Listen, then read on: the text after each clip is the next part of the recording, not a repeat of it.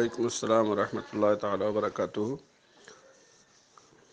غیبت اصل میں یہ ہے کہ جو انسان میں صحابہ سے پوچھا گیا تھا کہ صحابہ نے پوچھا تھا یا رسول اللہ، حضور صلی اللہ علیہ وسلم نے صحابہ سے پوچھا تدرون ما الغیبہ، کیا تم جانتے ہو غیبت کیا ہے؟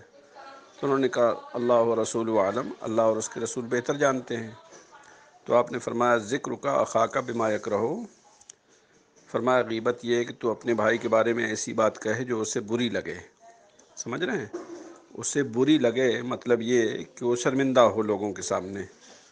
تو پھر کسی صحابی نے عرض کیا حضور صلی اللہ علیہ وسلم سے، افرأیت ان کان فی اخی ما اقول، اگر میرے بھائی میں وہ چیز ہو جو میں کہہ رہا ہوں تو اور ہم اس کو شرمندہ کریں، تو آپ نے فرمایا کہ جو تم کہہ رہے ہو اگر اس میں ہے فقد تبتہ، تو تب تو تم نے اس کی غیبت کی، وَإِن لَّمْ يَكُنْ فِي مَا تَقُولُ فَقَدْ بَهَتَّهُ، اور اگر اس میں وہ چیز نہیں ہے جو تم کہہ رہے ہو، غیبت نہیں بلکہ بہتان ہے وہ۔ تو جو چیز انسان کے اندر ہو اور لوگوں سے چھپی ہو، مطلب آپ کے اندر کوئی کمی ہے، برائی ہے، لیکن آپ لوگوں سے چھپا کر کے اس برائی کو کر رہے ہو، اور ہم اس کو ٹو لگا کر کے معلوم کر لیں پھر لوگوں کو بتائیں تو یہ غیبت ہے۔ اور اگر نہ ہو ہمارے اندر وہ چیز اور پھر اس کے بعد میں ہم بیان کریں تو پھر ایسی صورت میں یہ بہتان ہے۔ اب اس سے آپ یہ سمجھیں گے کبھی کہ اس سے یہ سمجھ میں آتا ہے کہ کسی کی برائی بیان نہ کی جائے، لوگ برائی کرتے رہیں، تو اس میں تقسیم ہے کہ ایک وہ گناہ ہوتا ہے، فسق وہ ہوتا ہے جو فسق ظاہر ہے۔ ایک آدمی ظاہراً شراب پیتا ہے، زنا کرتا ہے، اور اس کو اس کی کوئی پرواہ بھی نہیں ہے کہ وہ گناہ کرتا ہے، تو اس کی پرواہ اس کو کوئی نہیں ہے۔ تو بعض لوگوں کو معلوم ہے اور بعض لوگوں کو معلوم نہیں ہے، تو یہ اس کا فسق اعلانیہ ہے۔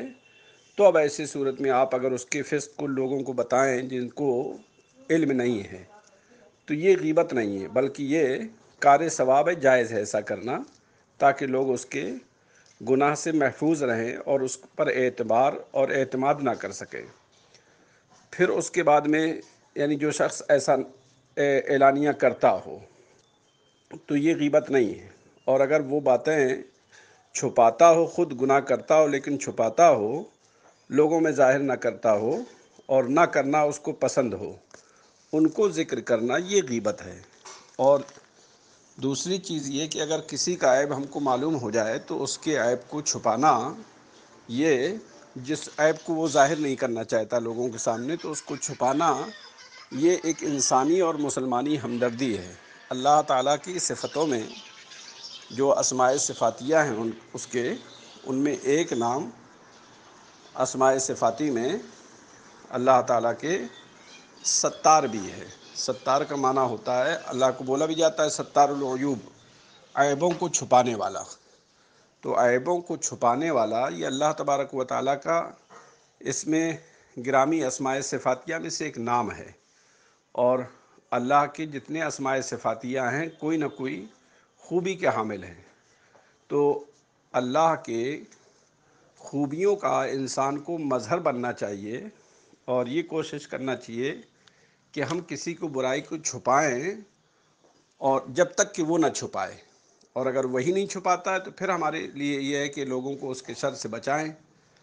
اور یہ ہماری ذمہ داری نہیں ہے کہ کسی کے ہم حالات اچھائی برائی معلوم کریں، پھر اس کے بعد میں لوگوں کو اس سے آگاہ کروائیں کہ فلاں اچھا ہے فلاں برا ہے۔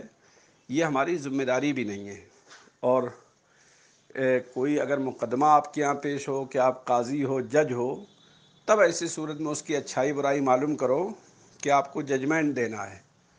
اور جب یہ اس کے آپ مکلف نہیں ہو تو مسلمان کے بارے میں حسن ظن رکھنا چاہیے، اور مسلمان کو شرمندہ ہونے سے بچانا چاہیے۔